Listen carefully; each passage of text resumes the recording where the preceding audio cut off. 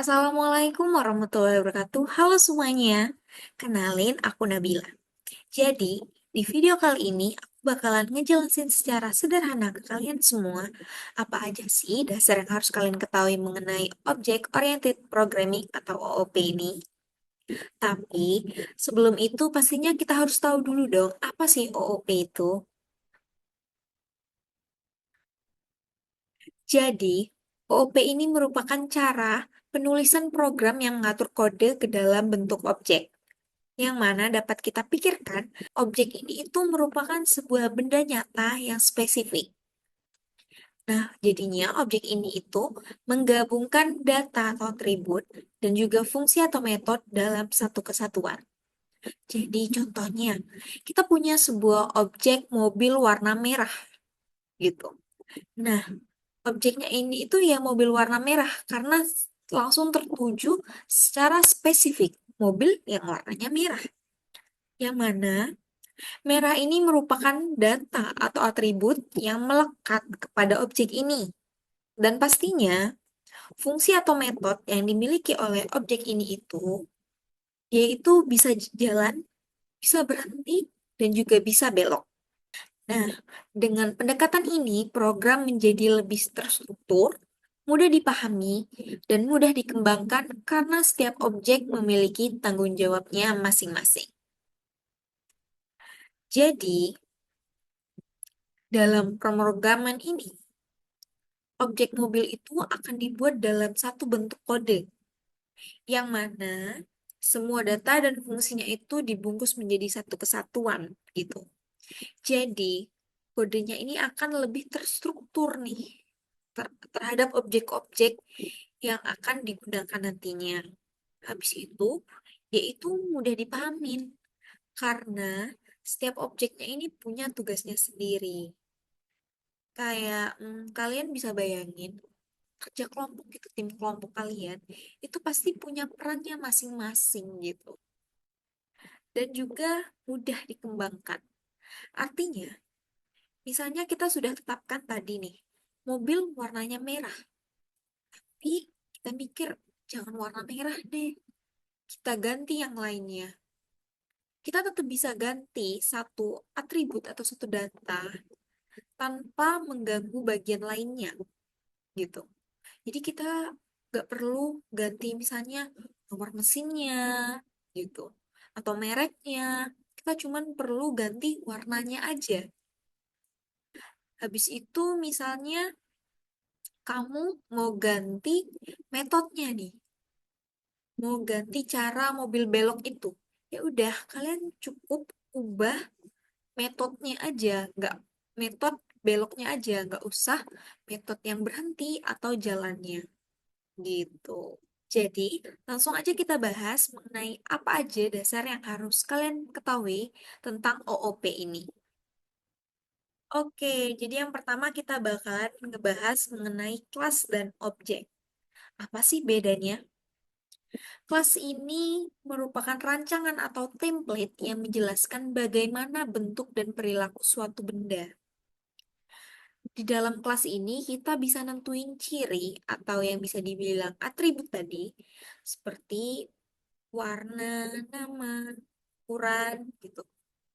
Dan juga tindakan atau metode atau fungsi yang tadi sudah dijelaskan sebelumnya, seperti berjalan, berhenti, belok, gitu. Dan objek ini merupakan benda nyata yang spesifik yang dibuat dari kelasnya.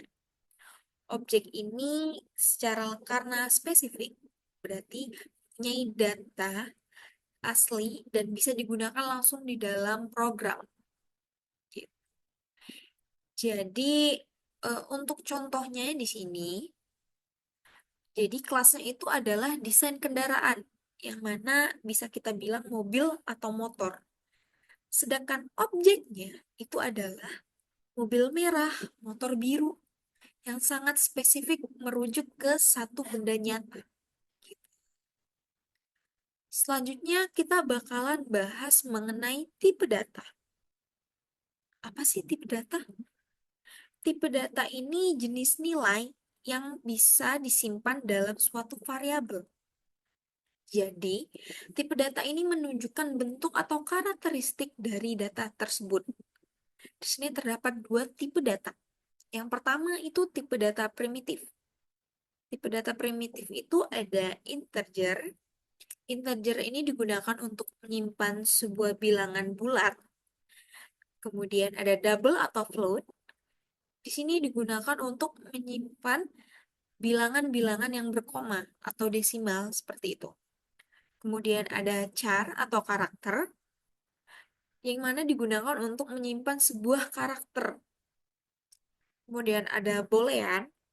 Boolean ini digunakan untuk menyimpan seperti kemungkinan ya atau tidak. Dan yang terakhir ada string. String ini digunakan untuk menyimpan sebuah kata atau kalimat seperti itu. Angka kita bisa juga pakai string, tapi tidak digunakan untuk sebuah perhitungan. Misalnya kita butuh untuk sebuah perhitungan, kita pakainya integer. Dan yang kedua ada tipe data objek, yang mana kita akan membuat sebuah tipe data sendiri dengan menggunakan nama kelasnya. Jadi kayak tadi, contohnya itu mobil. Kita bisa menggunakan mobil ini sebagai sebuah tipe data objek, gitu. Selanjutnya membahas mengenai encapsulation. Encapsulation ini merupakan cara dalam pemrograman untuk menjaga datanya tetap aman, supaya tidak bisa diakses atau diubah sembarangan dari luar. Ada tiga konsep utama dalam encapsulation ini. Yang pertama itu private variables. Atribut objek ini dideklarasikan secara private, yang mana atribut tersebut hanya dapat diakses di dalam satu kelas itu sendiri. Nggak bisa diakses dari luar kelas atau kelas-kelas lainnya gitu. Jadi cuma kelas itu aja yang bisa mengetahuinya. Kemudian ada getter methods yang merupakan metode khusus yang digunakan untuk membaca nilai atribut private ini. Biasanya ini diberi nama dengan awalan get, diikuti nama atributnya. Yang terakhir ini ada setter method, yang merupakan metode khusus yang digunakan untuk mengubah nilai atribut private ini. Biasanya diberi nama dengan awalan set, diikuti nama atributnya. Untuk penjelasannya, contohnya lebih jelas, kita langsung aja buat contoh kode programnya di aplikasi BlueJ.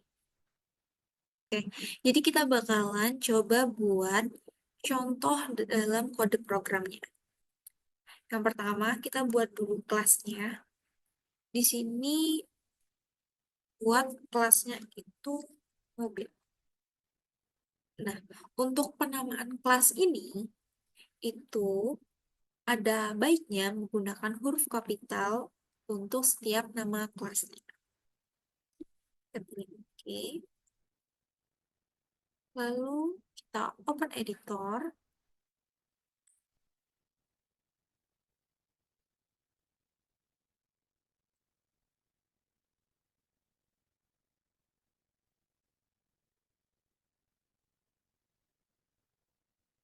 Di sini kita bakalan buat beberapa atribut yang ada di dalam kelas mobil ini.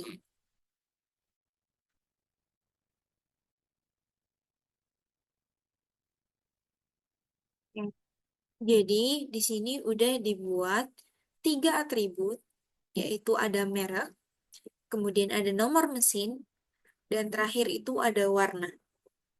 Yang mana ketiga atribut ini memiliki tipe data yang sama, yaitu string. Kita coba compile, kemudian kita buat objeknya. Kita cari mobil, oke. Di sini kita inspect untuk melihat apa sih isinya dari atribut ini yang belum diinisialisasi. Oke, jadi dapat dilihat bahwa ketiga atribut ini belum diinisialisasi, jadi nilainya itu masih 0.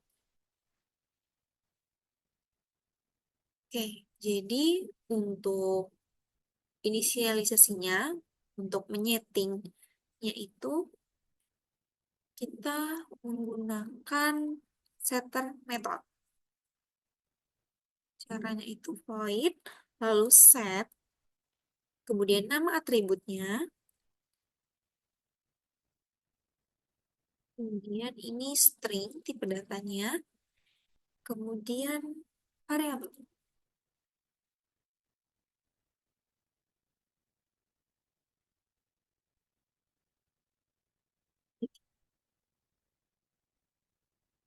Kita coba lagi.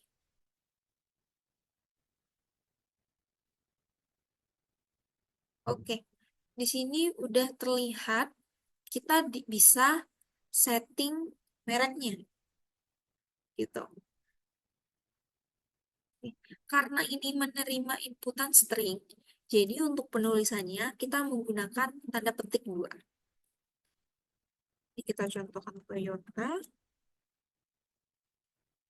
lalu kita inspect, dapat dilihat kita sudah berhasil menginisialisasikan atribut merek ini dengan nilai Toyota. Kita atur untuk setiap atributnya.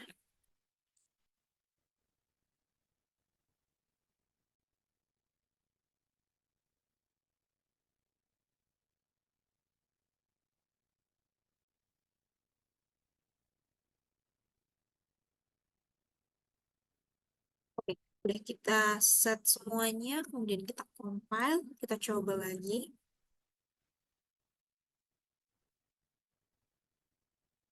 Udah bisa ketiganya, bisa kita set. Kita coba setting nomor mesinnya. Lalu warnanya, dan yang terakhir merek. Oke, udah kita set semuanya. Kemudian kita inspect. Bisa kita lihat semuanya sudah terinisialisasi dengan baik. Oke, kemudian kita membahas mengenai private method. Jadi contohnya di sini bakalan gunain nomor mesin.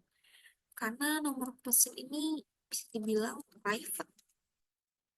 Kita tambahin private di depannya. Dan kita compile.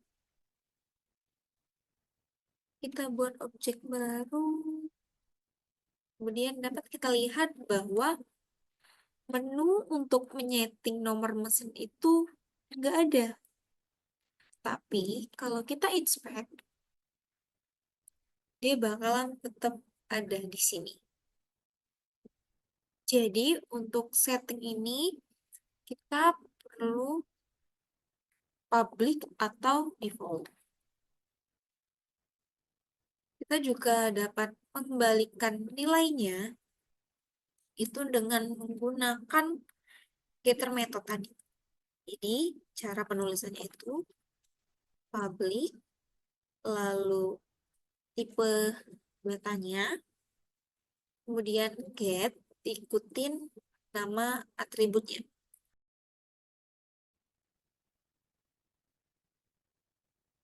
Kemudian kita menggunakan return nama atributnya.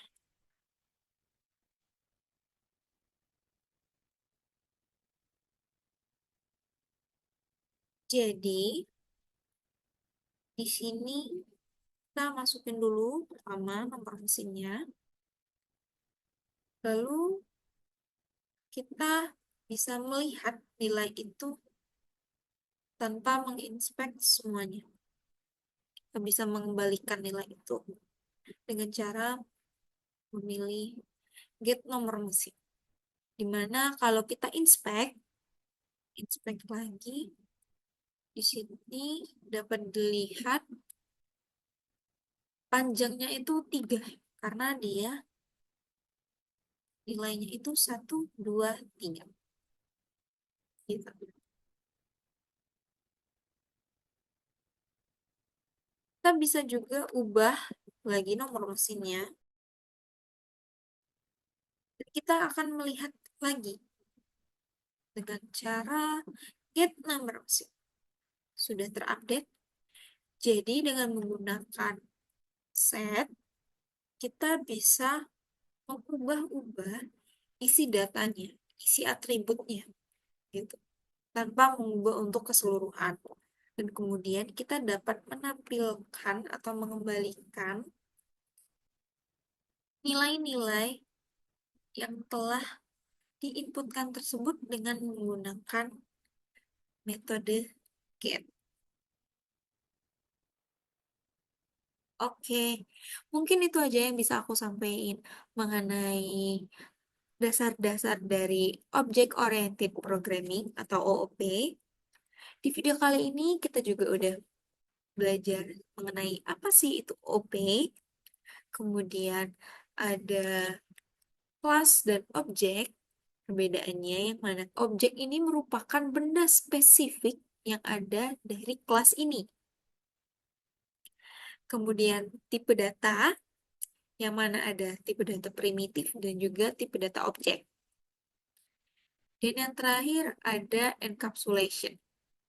Ada private method, ada getter method, dan juga setter method. Oke, aku akhiri. Wassalamualaikum warahmatullahi wabarakatuh. Bye-bye semua.